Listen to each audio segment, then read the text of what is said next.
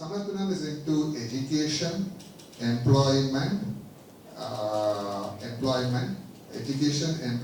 sports, cultural activities,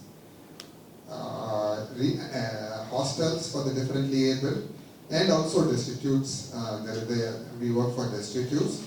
We are also into waste management, and we are present in about 13 states all over India, and several locations in each state.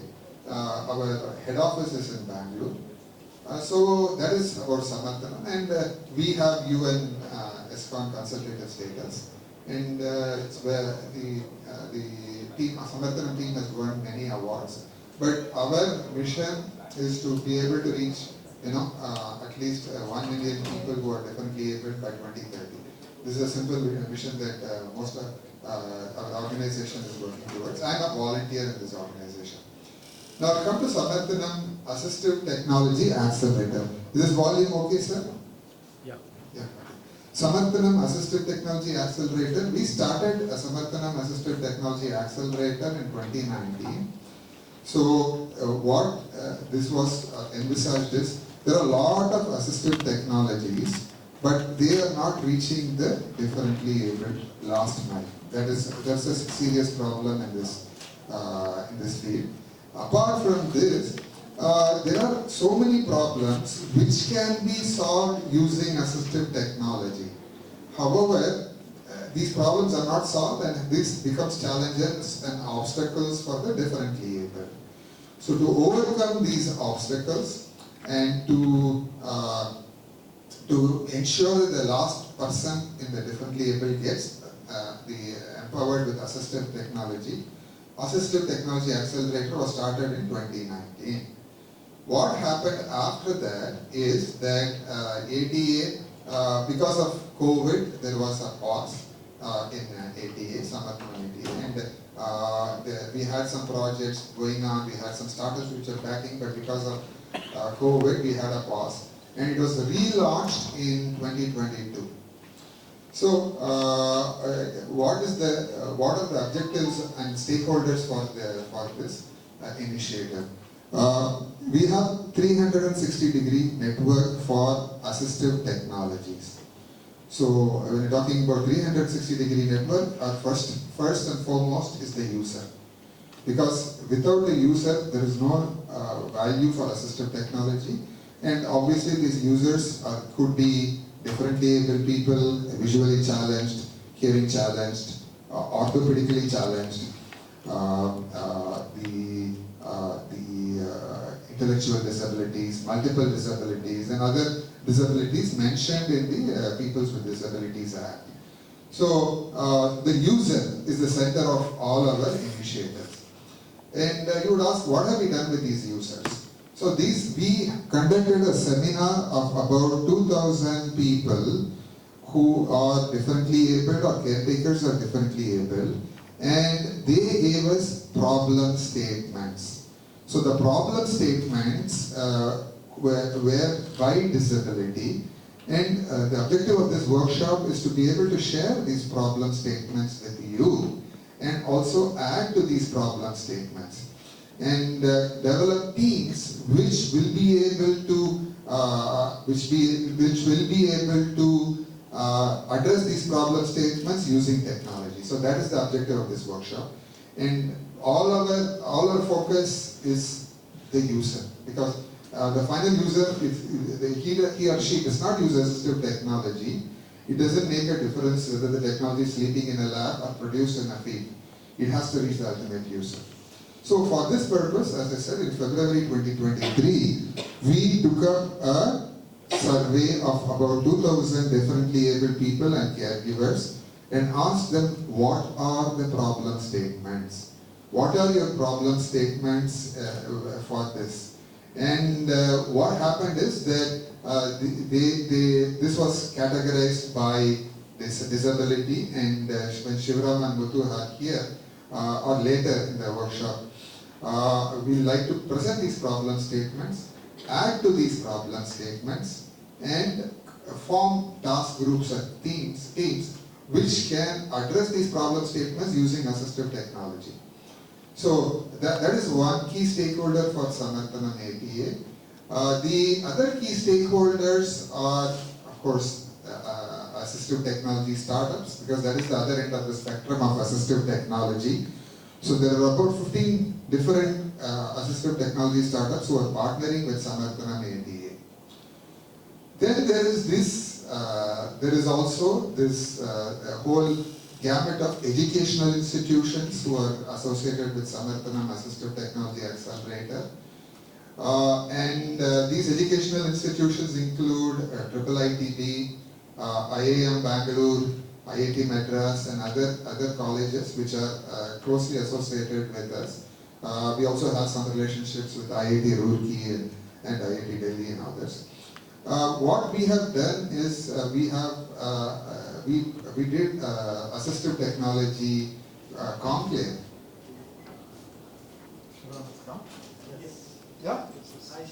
Yeah, okay. I'm handing over the mic to Shivram and Muthu, and thank you. Shivram, I just gave a brief, brief discussion about Assistive Technology Accelerator and Samarthanam. Over to Shivram. And I'm actually meant to be an audience. I just wanted to spend 5 minutes talking to all of you until Shivram came. Thank you, guys.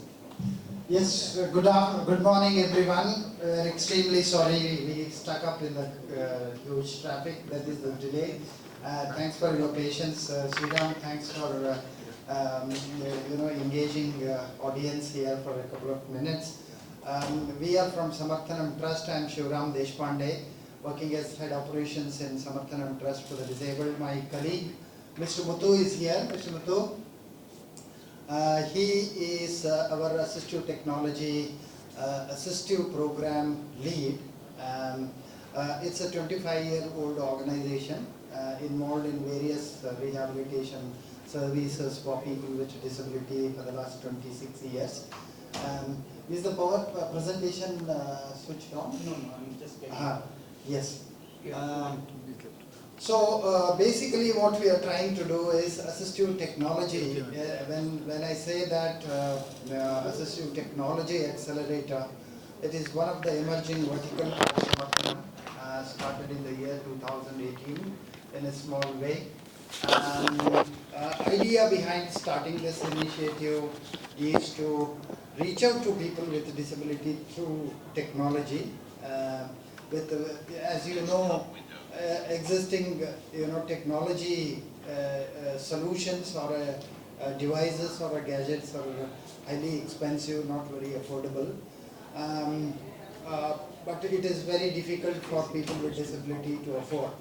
So it is in this context, why can't we do something to reach out to them through the technology?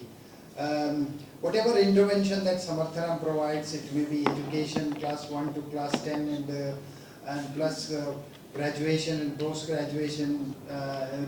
We support people with students with disabilities.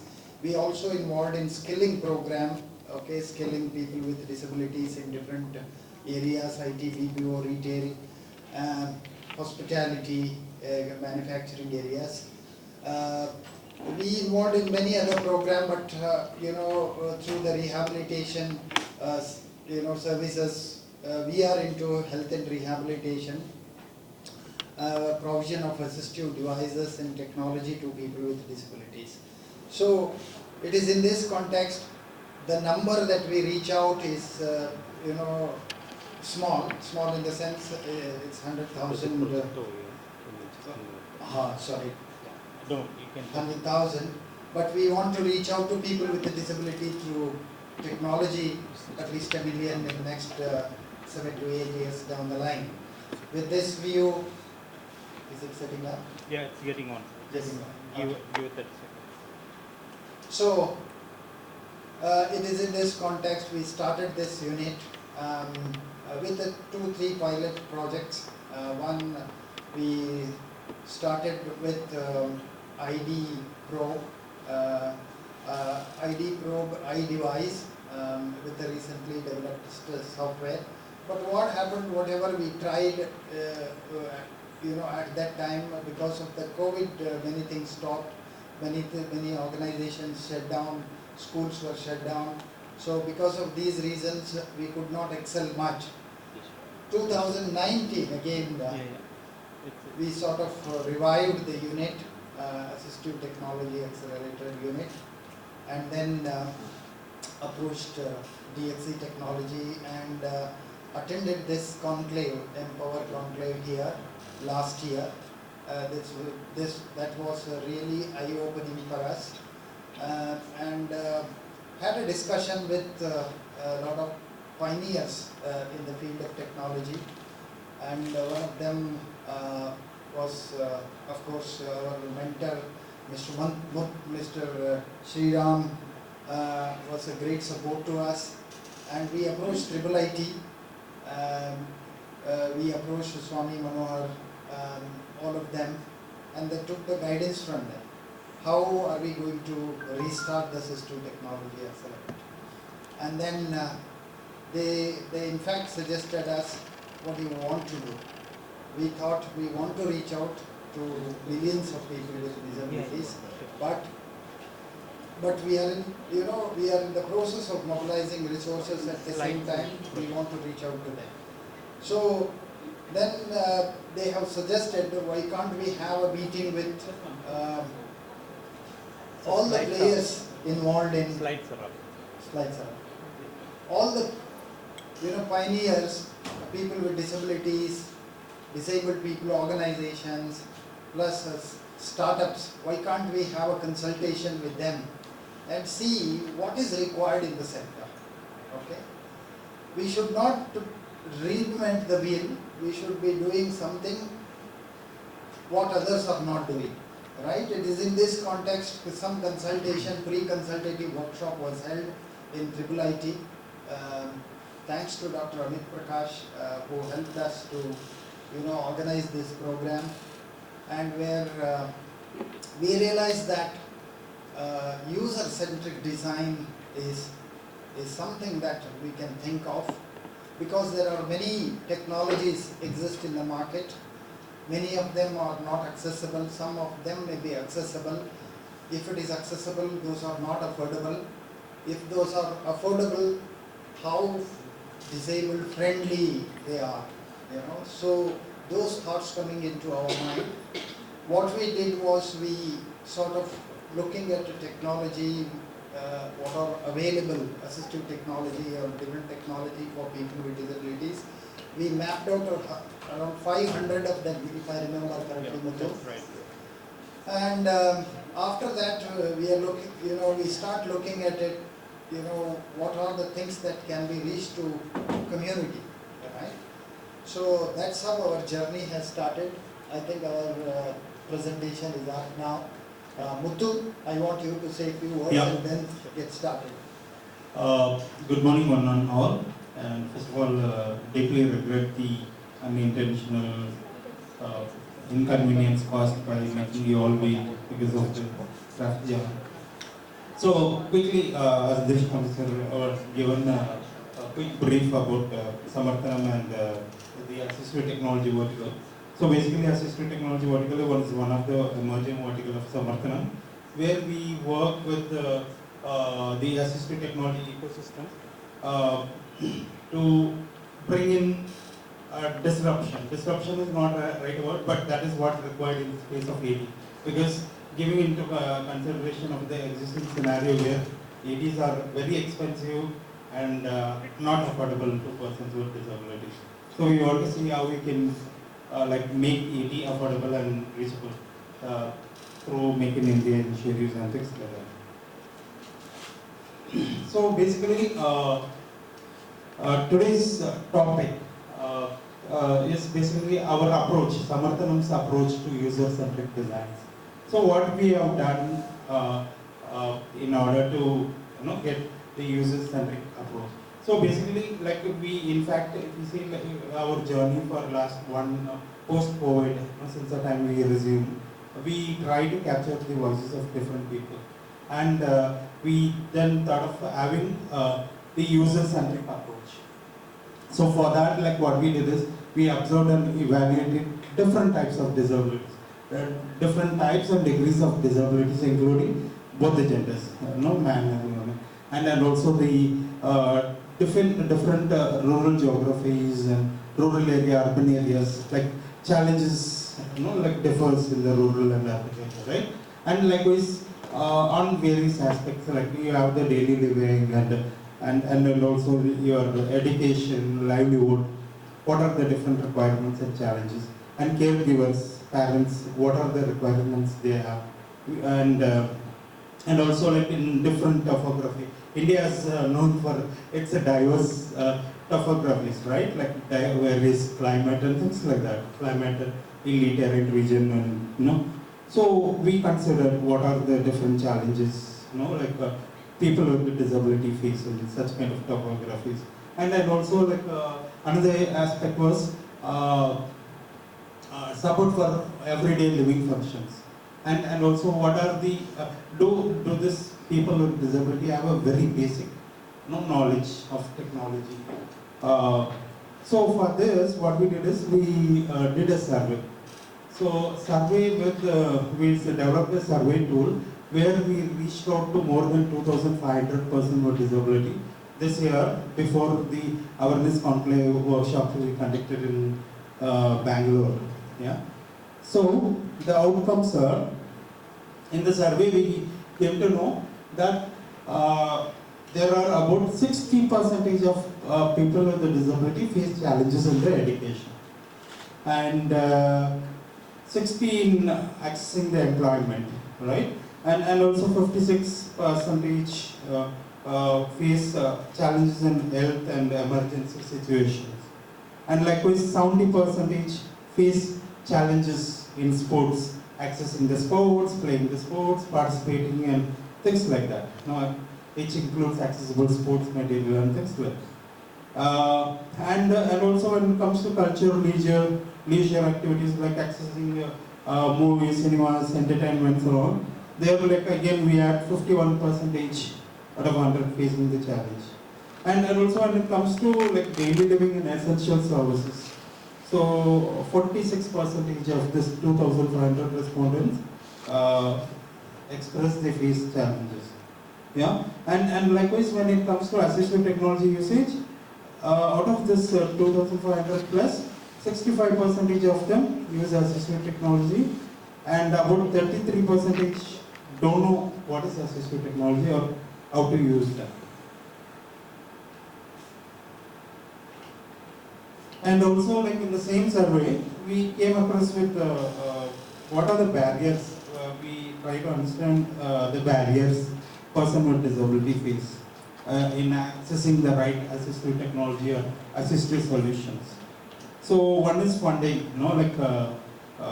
lack of funding, 38% is what responded, and lack of knowledge on what AT devices are available. The knowledge about what are the different solutions available is another thing. Like for that, only 5% were aware out of this 2,500 plus people. Only 5% were aware of the AT knowledge, and also like a lack of skilled professionals. So 37% felt there is there is a lack of skilled professionals in the AT space, and also another 20% they felt like there is a challenge. When you use AT, it's very frustrating to use and get used to it and all. For instance, you use hearing aid for the first time, you get a lot of headache and things like that, right? Like that, like any other ATs also. Most people faced that frustration while using the AT, getting adaptable and adapting to the thing, and incompatible with the higher tech. There's another 10%. Transportation problem due to lack of user-friendly environment, 12%. Lack of awareness, 48%. High cost of the AT, 40%. Lack of training, 30%. Repair and maintenance, this was one of the major things. AT devices predominantly are capitalistic UK US, and once any problem, no service. So this is one of the biggest barriers. So like this survey we conducted with this 2000 plus or 2500 participants, they responded what are the different problem persons with disability face and what are the different challenges which can be addressed technologically. So when it comes to blind and partially sighted, blind and low vision, one of the major problems is the STEM learning. They felt STEM basically science, technology, engineering and maths. If you see by and large the visually impaired people who graduate, they get into non-science streams, predominantly BA, BCom and things like that. Very few get into science or engineering aspect because the content is not accessible. So STEM becomes one of the major challenge, STEM learning for visually impaired. And also use of technology in all special schools. And if you see like the special schools, the special teacher themselves, most of them, they are not aware of the technology aspects. And because of that, like they stick on to the traditional syllabus and things like that. They don't expose the children with the disabilities on the technological aspect when it comes to visual impaired. And also like identification of currency notes, especially the new ones. So 200 rupees and 20 rupees is of same size, right? It's very difficult, and same color also if you see, unfortunately. So it becomes very difficult. And also like color recognition, recognizing the color, understanding the facial expression, recognition of bus station, bus stops, doors, glass building, and ATMs, household utensils. So this household utensils, this should be made accessible. Washing machine, oven, stove should be made accessible for the blind, and government websites should be accessible. Mainstream apps for services such as services and product delivery, such as we have the travel apps, utility apps like Ola, Uber, Rapido, food delivery like Swiggy, Zomato, and banking apps, Amazon, Flipkart, and all. So these people with whom we conducted the survey, they expressed, especially the visually impaired people, they faced. These are the different problem statement when it comes to visually impaired they face. And when it comes to deaf and hard of hearing, the respondent felt the school content should be accessible. It should be made accessible from class 1 to 3. And in Samarthan, what we did is we worked with T-Fusion Tech, that is a startup, AI startup which works on artificial intelligence and machine learning. What they did is they converted the sign language, the content into automatic sign language. So for instance, there is this lady who is interpreting. Through this app, there will be a 3D avatar that will come and it start interpreting, So we convert, so basically what we have done is we have converted our livelihood trainings content. So that way deaf people from rural area who studied in regional languages, they come to city for livelihood training, don't know English, still using this sign language content, they'll be able to So so this similar content should be made accessible for all deaf. And after all, Indian Sign Language is one of the official languages of India. So this is one thing. And also automatic sign language facilities. When most of the deaf people, deaf responded, they were exposed to this particular automatic sign language, which is called Diffusion Tech, and another Indic is another. These are two AI-based avatars which will convert the sign language into automatic sign language. So they felt yes, that is very much needed and things like that. They mentioned. And also even all smart boards, they felt it's not accessible. In the schools, smart. They say we have the smart classrooms, but there are some. If there is some video going on, deaf people can see, but blind people can't, right? And if audio is going on, some image is given and some audio is going on, deaf cannot understand, right? So like the accessibility challenges exist in the smart classrooms, smart board. For deaf, when there's just the audio, then it becomes a challenge. For blind, if it's only video, it becomes a challenge, right? It's got to be fully accessible. So that's what deaf people come in. And likewise, continuing the problem statement, person with mental illness, social disabilities, psychosocial disabilities, they felt the need for technology, basically technology to identify the aggravation of mental illness. So using technology, how you can identify some behavior, like people get aggressive and things like that, right? How can technology play a role? Some app which can, as it is, we have health bits, tidbits, and all sorts of things, right? We get this thing. So using such kind of technology, how can we use it to, assess this kind of triggers that way, like it can help in case of mental illness, and also like when it comes to giving or taking medicines, or and ways to detect the emotional imbalances. This is about mental illness and so psychosocial disabilities. When it comes to multiple disabilities, like people have this quadriplegia, tetraplegia, and all. Upper limb, lower limb deformity. They have challenges accessing the basic, things like doors, doorknobs, and opening, closing the door handles, and all. So in that case, like we would require like automatic restrooms, and then plumbing facility with the auto flush and those kind of things, And we have the building BCS, like building control systems with automatic switch, sensor switch, and things like that. This will help them to function the ADLs, activities of daily living. And ways to open doors and windows through technology, lifting and transferring various equipment with technology at affordable. It's not that this kind of thing is not available. It's available. We all know that, right? But is it affordable? Is a question, right? Like, is it accessible to person with disabilities of developing or underdeveloped economy? That's a thing which needs to be understood.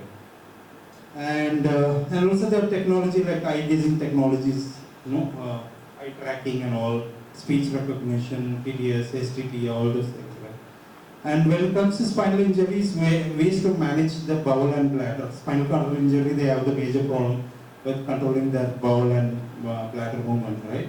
So how can that be addressed, mitigated through technology? This was like spinal cord injuries responded.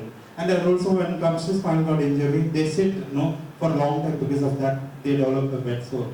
And this is the biggest problem which is happening in the coastal Karnataka and North Kerala and all, because of this pesticide called endosulfan. They sprayed on cashew plantation, but it has a lot of side effects. And even today, people are severely disabled because of that, and they are bedridden. And since they are bedridden, they develop bed sores, and bed sores develop into gangrene, and they are dying. So that doctor, who discovered this, endosulfan related disability, is like, okay, we need some solution. The solutions exist in Western world, but they are charging very, very high. We need to find out some alternative, to find a cure for gangrene, low cost effective cure, so that it can. It's not. We are not talking about empowerment. We are talking about the basic survival living. If you have that gangrene can be healed, and this person can, instead of dying today, he can die maybe. It's all over that. Yeah. So basically, there is a need, technological need, which was responded from the problems, their surveys. And when it comes to moving forward, when it comes to intellectual disabilities, how can we use artificial intelligence to improve the intelligence of persons with disabilities? Right? How can we use different technology? Could be chip or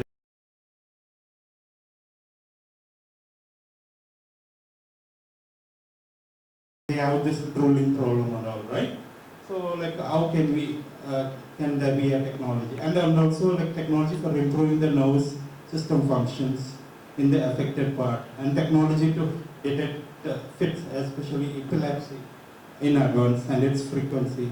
And also like there are different technology, right? EAC, augmented and alternate communication, no?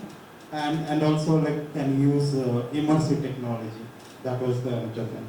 These were the different problem statement which was pitched. So you want to add something? Yeah, just thought of adding couple of things. We looked at both urban and rural areas, more than 2,000 people with disabilities, almost 7 to 8 states we have covered. We floated this questionnaire with the support of our grassroots workers. One of the limitation of the study was that what I can say, we have oriented the form to the all the grassroots workers, and plus many of them, we tried to simplify the question, but response was largely, they say that when it comes to the technology, many of them, they don't know what is technology, except WhatsApp, Facebook, and these kind of things. Many of them, they do not know email, internet, many other things. And because many of them are for those who are from a rural area, they felt that we don't know anything about it. So that's a large response from these states. But whatever the list that has, Muthu has presented just now, there are technologies available, but we don't know how to start our unit, right? This is going to be a base for us. So we have identified these problems. We are presenting this to, this forum, and we would like to invite the expertise to come in and look at what technology is available. For example, Muthu was mentioning about a smart board. 60% of the respondents mentioned that their education is not very accessible. Not, when it comes to the smart board, there are many technologies coming up. So this smart board has got a content loaded in it, right? Whether this content is accessible for all types of disability, whether teachers are trained, okay, whether the vendor or whoever manufactured that smart board, are they aware of how to make it accessible for people with disability. We made an attempt to contact with a vendor, okay, where we have installed these type of smart classes in more than 300 schools across India, more than 16 states. So we went and asked them, whether can you make this smart board accessible for people with disabilities? And we went to threaten them that if your product is not accessible, okay, so our country has signed optional protocol, okay, to make the product accessible for people with disability. Your product is not accessible, but till we yet to hear from them, we have not got the response.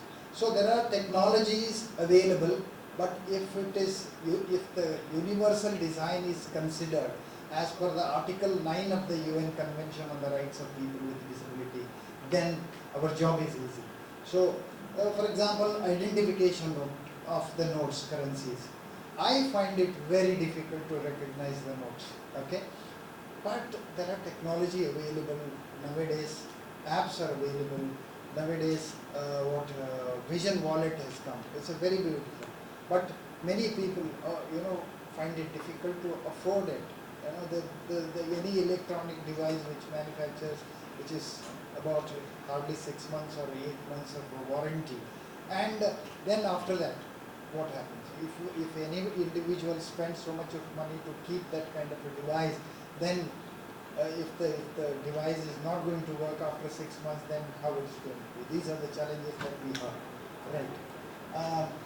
Yes, I think these are the things that I thought of bringing it to your notice. When it comes to the special schools in education, again, why we are lagging behind in competing the labor market, right? There are many things. Our technology should be accessible towards the market-driven economy. We never realized how this digital system dominates, right? For example, e-banking. right? E-commerce. Those are highly difficult and which has to be made accessible for everyone.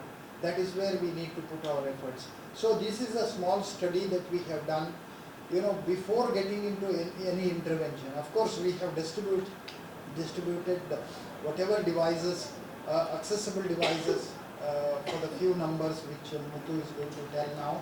But there is a long way to go. Our entire public and technology space has to be made accessible for people with disabilities. Right. Over to the next. Yeah. Next. Good next. Broad problem statements. Yeah. Okay, so basically these are some of the broad problem statements for person with disability, which is one is acute poverty being the worst disability of all, no? And also lack of awareness on assistive technologies and lack of technologies. Basically there are a lot of technology existing in the market but is not affordable and most of them not accessible, and STEM education is not accessible to visual disabilities. And there's a huge like content, like we see internet, we have a lot of information available, but it's not accessible to blind and deaf communities. And there is there's a need for modernization and capacity building of schools, colleges, universities, and special schools with the present technologies. Yeah? And then also there is a technological accessibility need in the medical field. I gave an example of this gangrene, right? Like for spinal cord injuries, and many tech research is required, right? So like that, and then also there is a need for creating accessible technology in home appliances, like electronic and mobility devices. And there is a need for mapping the assistive technology solutions to ensure they reach the person with disabilities. There are lots of solutions, but they are all in isolation. Sometimes they don't reach person with disability, or people don't have awareness. So can there be a one-stop shop which is bias-free, irrespective of organizational tag and things like that, which can be like accessible to all people with disability? And when we talk about user-centric design, say for example, I have a 1 feet vision. My vision has to optimize to 4% with the help of technology. If my child is having a more severe disability, we have to somehow ensure my child can reach a mild stage from severe to mild. So if the technology helps, if one of the problem statements what we heard was controlling the bowel and bladder movement of a person with a spinal injury. If a technology helps a person to help to indicate his own toilet needs, then it becomes very easy for the education and employment. So that kind of a thing has to happen. Yeah, okay. So basically, I'll just shuffle a bit here. I would like to brief about what Assistive Technology Accelerator Unit of Samarthanam does.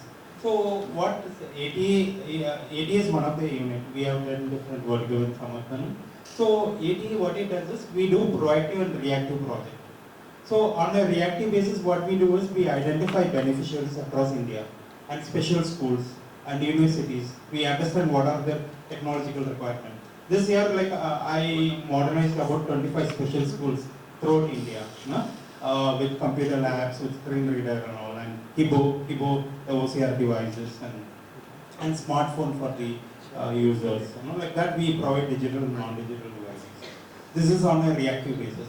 On proactive basis, what we do is we try to build an ecosystem, assistive technology ecosystem. How we can bring in change in the space of assistive technology solutions, how it can be made accessible. So for that, what we have done is we have conducted this awareness conclave on assistive technology this year. We had various stakeholders, ITBT minister, person with disabilities, caregivers, startups, social venture capitalists, and grassroots disability workers, all people. It was complete 360-degree awareness for all stakeholders. So like that's where the user-centric design, the concept of user-centric design becomes very critical. So basically, when it comes to a AT startup, they should not focus on their perspective. They should put themselves onto the shoes of a person with disability and think whether it can help. I mean, like they should do more and more AT testing and things like that. And when it comes to venture capitalists, again they should focus on user-centric. And even the government should think on the person with disabilities. So like this, so on this ground, like we had like a lot of panel discussion on the awareness conclave, and the problem statement also was one of the panel discussion which happened. So like on this line, like so basically to create 360 degree awareness, we did this awareness conclave, and we are going to do it. And also like we are working with a lot of startups, and this year we are planning to do 2 hackathons. Okay, this problem statements of this 2,500 plus surveys, these problem statements will be converted into the actual problem statement for the hackathon, and we will be pitching it. We are planning to do 2 hackathons, one in Bangalore and one in Chennai, and you are all most welcome. We would like you to, if you are like engineering students or early stage startups or some organization, you are most welcome to participate this hackathon in Chennai and Bangalore, so that like we all can, it's not that like we can clap in one hand, we need 2 hands to clap, right? So we need the community support, we need your support, so that we can bring in the change together. Yeah? So can I continue? You want to add? Yeah, just when this awareness, 360-degree awareness continue to happen, okay, and in all the layers, starting from special schools, family member, person with disability, the students, many, I saw when I looked at the email, many students are participating in this, okay, so engineering graduates, everyone has to get involved and understand the need of the hour and the needs of people with disability, how whatever technology is built, accessibility is kept in mind. That has to happen. As and when technology grows, then disability component has to be added then and there. This awareness has to continue throughout. Yeah. And continuing forward, due to the interest of the time, I will just quickly run through, and the last 5 minutes we can have for question hours. Yeah. So what is the need of ADA? Assistive technology accelerator. Majority of persons with disability are poorest of the poor, and most of the existing technology are expensive, not affordable for diverse disability, and lack of awareness and existing STEM not accessible. And also there's a need for modernization and capacity building of schools, colleges, universities, and special schools, and the teachers, educators. And medical field also there's a lot of this thing, and also like creating accessible device, accessible mobility device in India region. That's the another requirement, and also R&D on the area of edutech, meditech, daily living technology, so that like the AT ecosystem can be built, yeah, and nurtured. So. And also there is a need for identification of problem statement, conducting hackathons, developing prototype, product development, field testing, distribution, scaling up AT solutions. Because like if we, for the regular startups, they say like it takes about 1 year, 1 year to develop. When it comes to AT startup, because when you say AT market, it's not like mainstream market, right? Like the demand person, it focuses on special, it becomes a special product, and promoting and scaling that like product, marketing it becomes a challenge, so there is a huge need, and also doing R&D, research and development, prototyping, and coming up with the solution, So towards as a small step towards it, like we started off doing this through hackathon. We want to continue this hackathon, and also we want to. In fact, this hackathon we'll do like in that like 2 best acts will be picked up, and 2 startups will be signing a MOU, and also we will provide them with a small seed grant for these startups to nurture this year. And it's not that we'll stop the year. No, we want to continue this. And also like it is such a niche field, and no, like we need more and more players, more and more people to work on this space, so that like we can focus on the like user-centric design, and also make this assistive technology solutions affordable and reachable to all. Okay, so the plan for the so basically Samarthan's vision is to reach 100,000 people with disability through assistive technology solutions by 2030, and map the existing AT solution and develop a comprehensive database to ensure the assistive technology reaches all. And also conduct research and technology with the premier institution on working towards the AT ecosystem, conduct hackathon, nurture early stage startups so that it can reach the unreached, and develop human resource and upskill on AT capacity building for NGOs, disabled people organizations, parents, caregivers on assistive technology with appropriate accreditation and affiliation, and continue spreading awareness on the AT. Yeah.